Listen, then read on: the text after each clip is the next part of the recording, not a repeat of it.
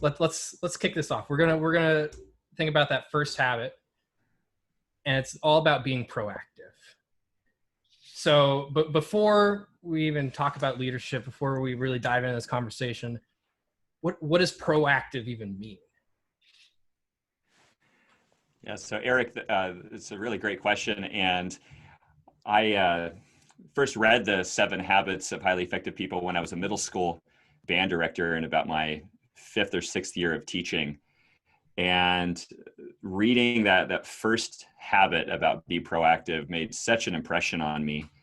And what I learned is that being proactive is about taking responsibility for where you are in life, taking responsibility for your decisions and your choices, and recognizing that while your situation in life may not be where you want to be yet, it might not be an ideal situation, that you have the freedom to choose how you respond to your current conditions. And that can be really empowering when you discover that.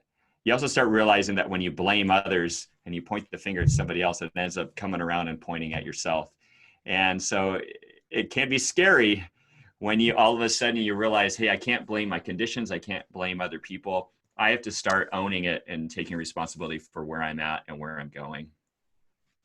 I think one of the biggest things that stuck out to me as I went back and I was rereading, and I've got the 30th anniversary, so it's got some additional thoughts by Mr. Covey. And so one of the things that I found really interesting is when you go back and you read it, that fluid situation where you feel like sometimes, all right, I've made big progress in being proactive.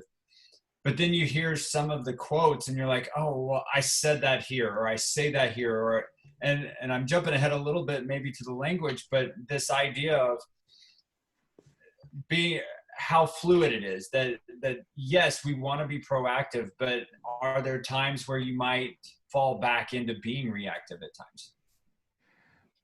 And I think absolutely.